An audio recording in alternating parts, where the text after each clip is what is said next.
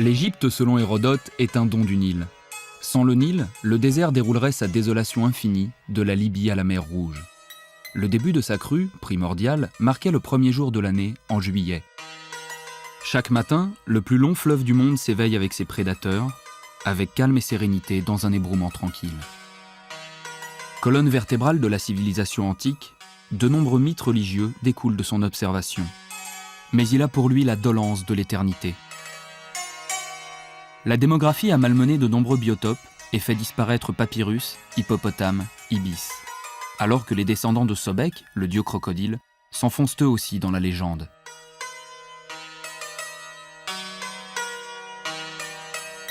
Facilement navigable jusqu'à la première cataracte, pour peu qu'on en connaisse les bancs de sable, le fleuve demeure la voie royale des échanges. Frissonnant au passage des navires, les eaux se rident avec mollesse. Depuis Luxor, le bateau est certainement le moyen le plus agréable d'atteindre les cités sacrées d'Edfou, de Kom Ombo jusqu'à Assouan.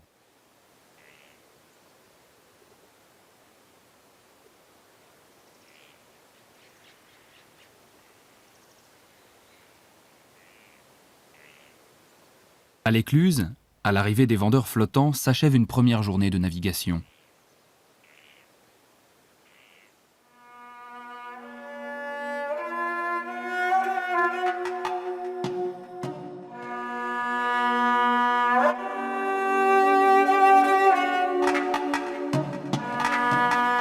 Le temple d'Edfou date de l'époque ptolémaïque où des maîtres étrangers avaient pris possession du double pays.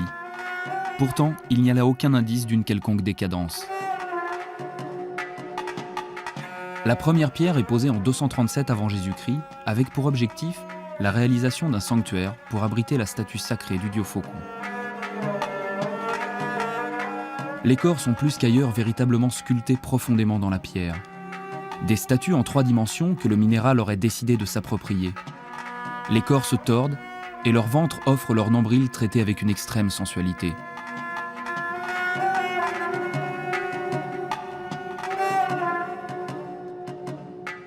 L'abord du temple par l'arrière permet d'apprécier toute la perspective du mur ouest.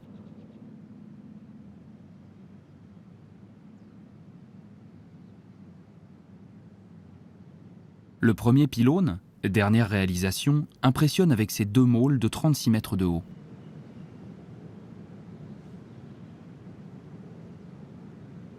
Deux représentations du dieu tutélaire encadrent l'entrée.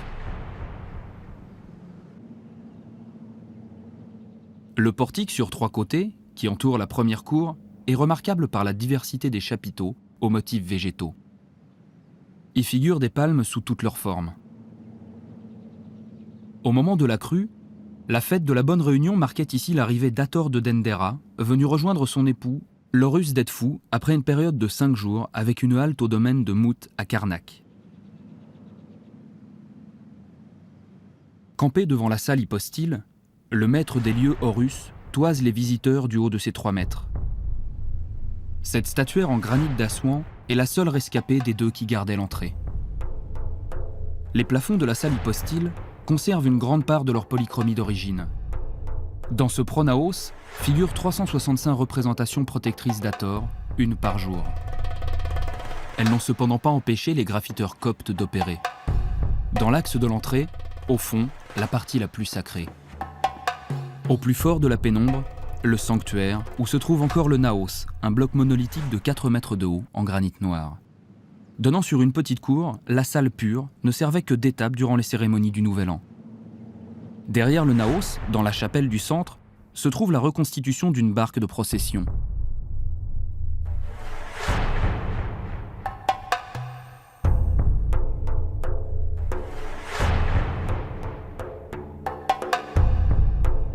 Serket, la déesse Scorpion, est une divinité protectrice, souvent associée au vase Canop, recueillant les viscères des rois momifiés.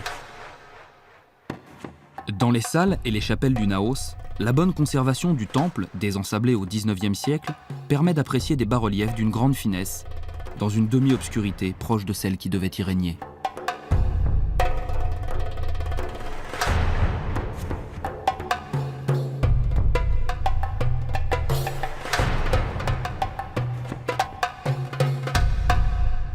Dans le couloir extérieur, côté est, une scène d'intronisation royale d'une extrême délicatesse, notamment dans le rendu des phares ou l'attache d'un voile transparent à la poitrine.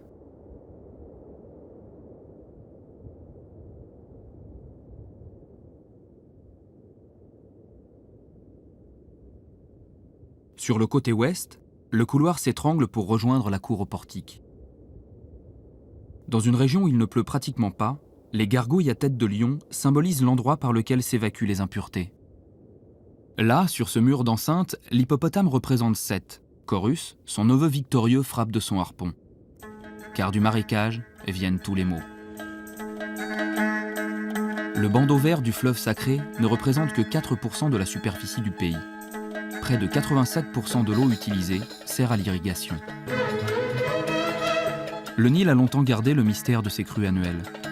Leur recommencement demeurait presque incompréhensible aux Égyptiens, puisqu'il ne pleut presque jamais.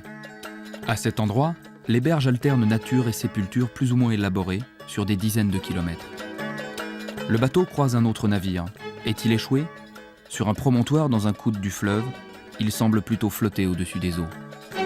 Si proche du fleuve, apparaît Kom Ombo, le domaine de Sobek auquel il est dédié.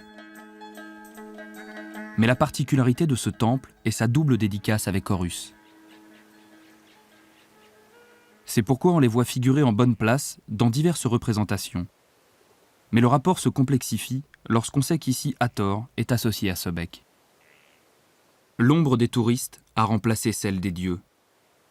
Du péristyle qui bordait la cour sur 3 côtés, subsistent quelques fûts de colonnes à la polychromie dans un état de conservation étonnant.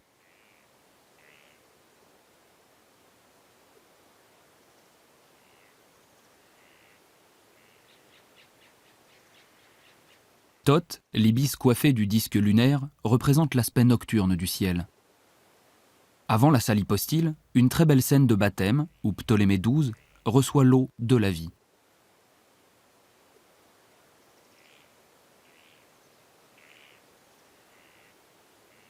Dans le couloir d'enceinte, sur le mur postérieur, un bas-relief représente une stupéfiante diversité d'instruments chirurgicaux.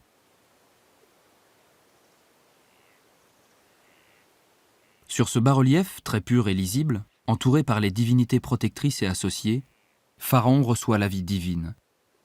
Il porte ses attributs, sceptre et flagellum, et est coiffé de la couronne Atef.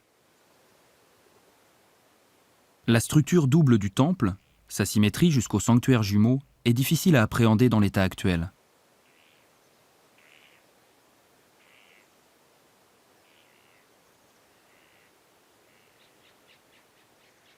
Lorsque la nuit gagne les vestiges de Kom Ombo, en retrait de la ville, l'apaisement du fleuve s'installe au-delà des remparts.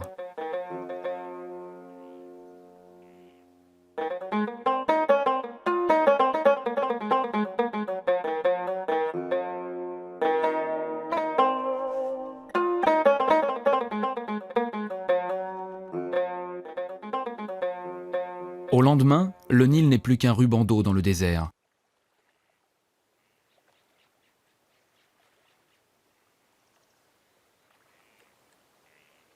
Puis ce sont les dernières manœuvres dans le port d'Assouan qui fut longtemps la limite stable au sud du double pays. Situé en aval de la première cataracte, ce barrage naturel fut pourtant franchi dès l'aube des civilisations pharaoniques et chaque empire s'avança plus loin de cataracte en cataracte.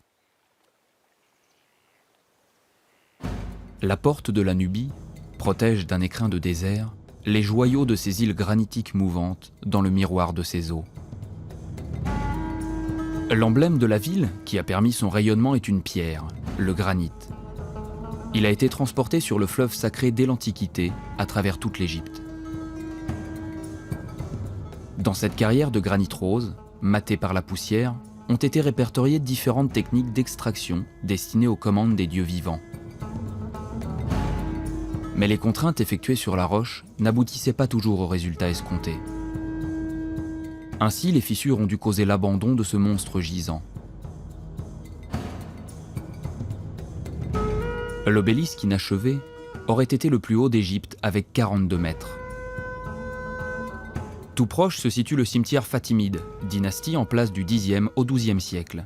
Des inhumations s'y effectuent encore de nos jours.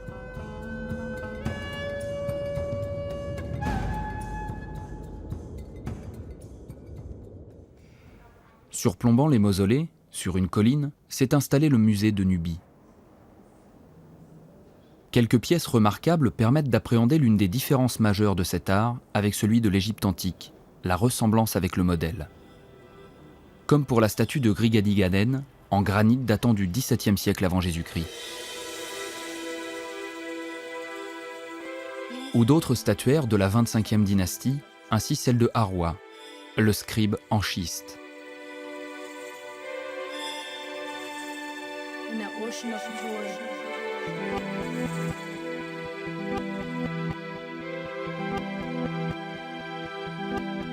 Ou encore cette tête du roi Taharqa en diorite, pour laquelle l'artiste a joué avec bonheur le brut et le poli de la roche.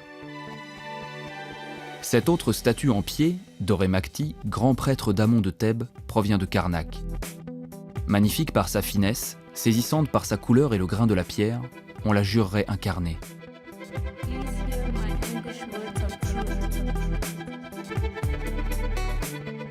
Là, une stèle cubique à tête humaine.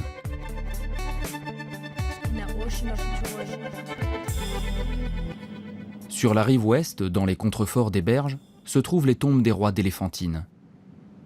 À leurs pieds s'effectue le départ d'une courte incursion dans le désert à dos de dromadaire. Cette rive face à Assouan, maintenant protégée, n'est quasiment pas urbanisée, à l'exception de quelques villages nubiens.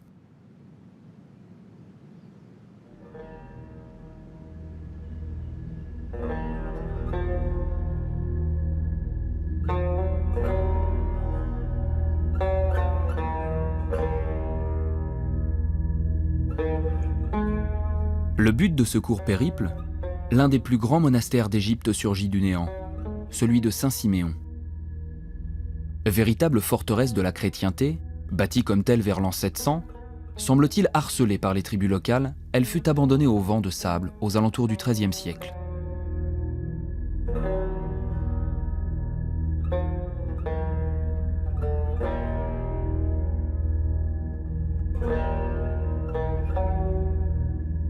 Dans la basilique très ruinée, on aperçoit les fresques d'un Christ en majesté et de divers saints.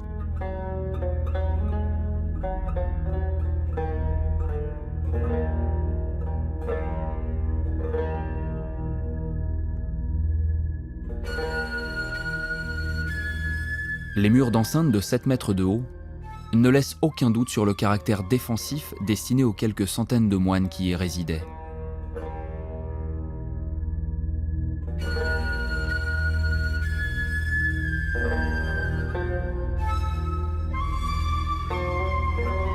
Parmi les ruines, des magasins, une chapelle et des cuisines peuvent encore être identifiés. La partie la mieux conservée est l'étage des cellules des moines dans le bâtiment central. De nombreux graffitis sont venus ponctuer les séjours de ceux, religieux de toute confession, qui y firent étape.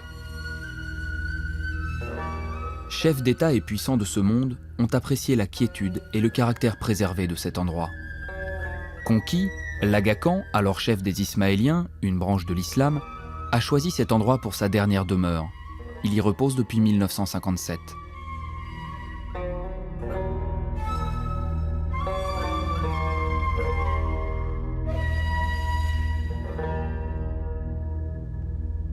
Au pied du mausolée, au milieu du fleuve, Éléphantine, l'île indissociable d'Assouan, dont les rochers, proches du Nilomètre, sont constellés d'inscriptions hiéroglyphiques. Par le sud, on aborde le monde d'Abou, la ville fortifiée. Une mission archéologique étrangère l'a pris pour patrie en 1969. La restitution du lieu n'est pas aisée tant les couches se superposent. Laquelle privilégier? Que veut-on montrer? Des choix s'imposent.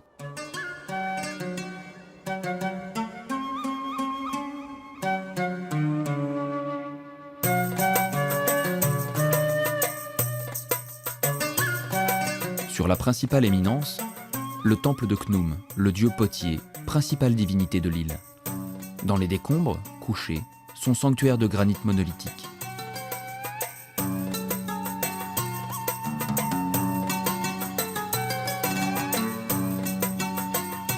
Au pied de la ville antique, l'oasis d'un village nubien rescapé.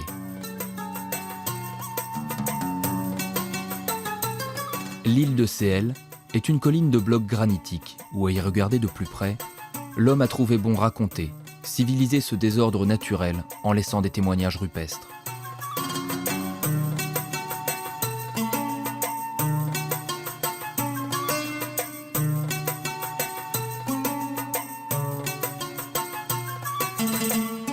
Ici, la stèle de la famine, gravée sous Ptolémée V, commémorant cette tragédie survenue 26 siècles plus tôt sous Djéser.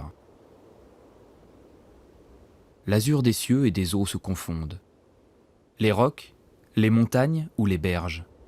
La lumière, sur le miroir du fleuve, donne une image de paix parcourue par les frissons de la nostalgie.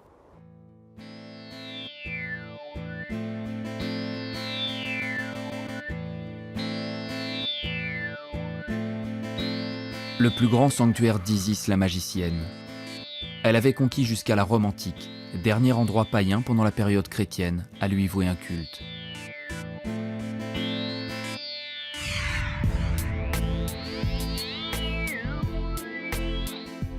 Philae devait disparaître avec l'achèvement du haut barrage. Finalement sauvée, la cité religieuse fut transportée sur l'île proche d'Agilkia.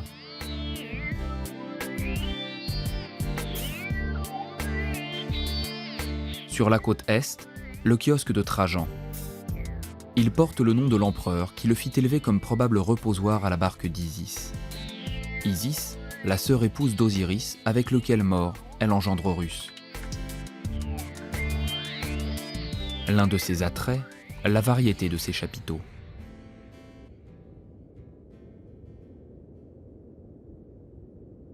Des ouvertures, on aperçoit le chaos minéral des îlots proches, fenêtres ouvertes sur la nature brute. Opposé au raffinement des sculptures, le site qui submerge les bâtiments de partout rivalise de magnificence.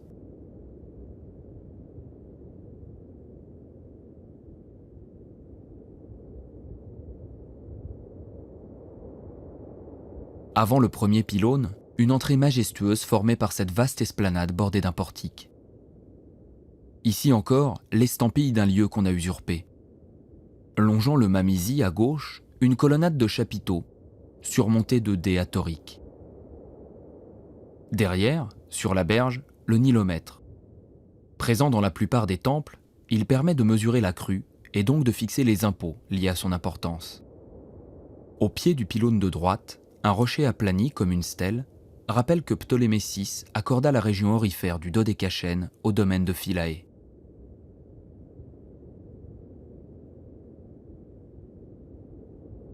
Les nuages qui flirtent de plus en plus avec ces montagnes artificielles sont le signe que l'homme moderne peut modifier bien plus que le paysage. Martelage en règle des figures divines, excepté la croix en C que les coupables coptes adoptèrent.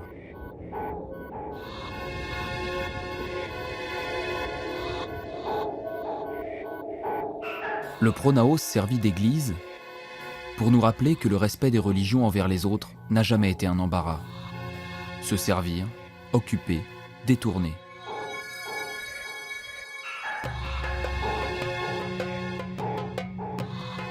Parmi les 12 chambres du Naos, de nombreux bas-reliefs nous offrent quelques étapes de la vie de l'enfant Dieu où il apparaît avec la mèche de l'enfance et des scènes plus classiques d'offrande.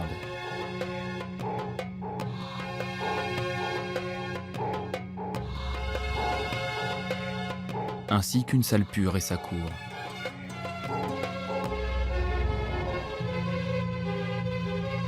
Les murs, sculptés avec un souci d'élégance dans les détails malgré la pénombre, l'occupation et les crues à répétition valent qu'on s'y attarde.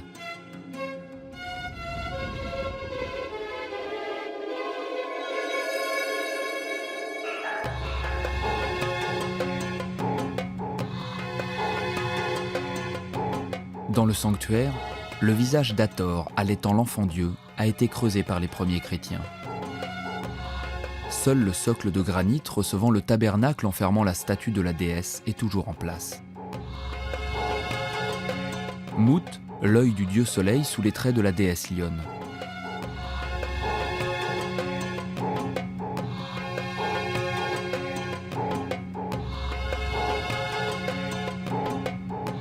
À en juger uniquement sur ces représentations, on jugerait qu'un Éden de sensualité s'est perdu, qu'une chape de frustration est tombée sur l'art.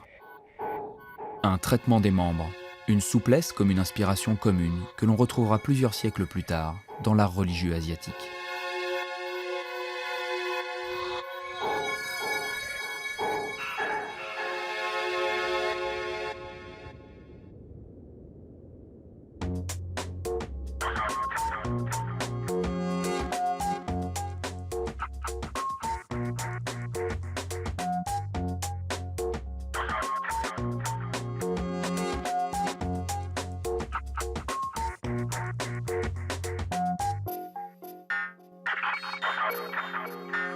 Le haut barrage, qui vient doubler en 1960 le premier du début du siècle, représente le travail de 30 000 ouvriers pendant 10 ans.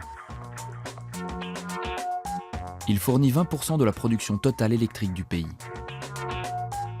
Deuxième lac de retenue au monde, il s'étend sur 550 km, dont 150 en territoire soudanais. Depuis, l'Égypte n'a plus souffert de façon dramatique de la sécheresse. Après le déplacement de près de 100 000 Nubiens, une entreprise pharaonique fut engagée sous l'égide de l'UNESCO. Des 24 temples condamnés à l'immersion, il fut décidé d'en sauver 14, dont un, là où le Nil franchit la frontière, Abou Simbel. Découpé en plus de 1000 blocs, dont certains pèsent près de 20 tonnes, il fut reconstruit près de 100 mètres plus haut, adossé à une colline artificielle, en conservant rigoureusement la même orientation. Les deux temples marquent la puissance de Ramsès II et sont un vibrant témoignage d'amour. Les 6 colosses royaux mesurent plus de 10 mètres. Néfertari, identifié à Hathor, s'extrait de la roche comme le fit la déesse de la montagne thébaine. Ramsès voulut leur donner l'aspect d'un véritable temple de l'éternité. Une cour avant pavée, un pylône à fleurs de colline, une cour intérieure.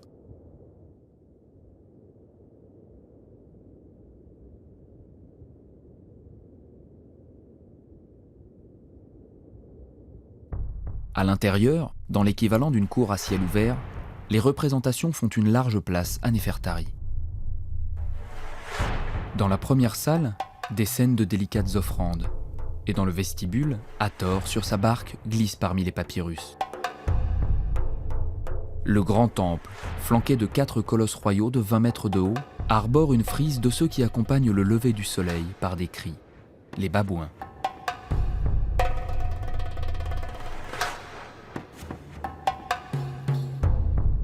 La reconstitution en l'état est totale, jusqu'à la position de la tête tombée. Dans les jambes des statues gigantesques, une galerie de portraits de la famille royale.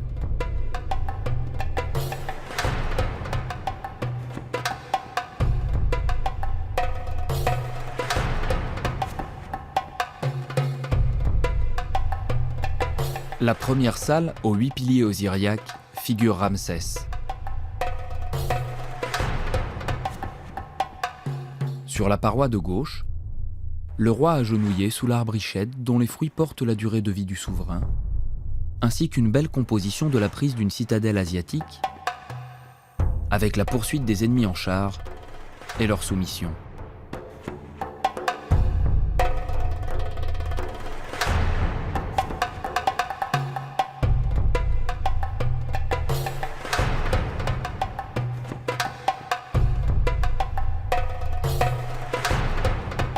Deux fois par an, le soleil vient revitaliser les statues divines du sanctuaire.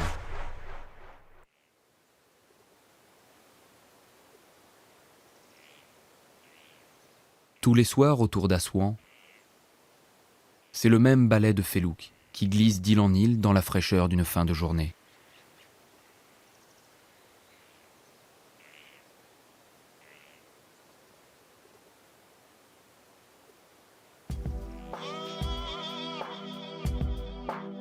La voile latine se gonfle d'un subtil khamsin venu du désert.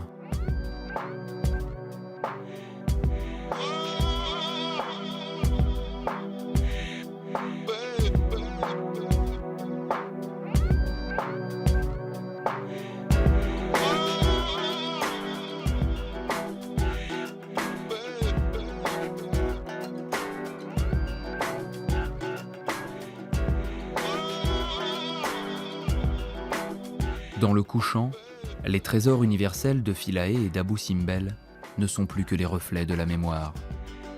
Et la Nubie, Terrorifère, la fille du soleil de l'Égypte antique donne tout ce qui lui reste pour que le ciel y croie encore.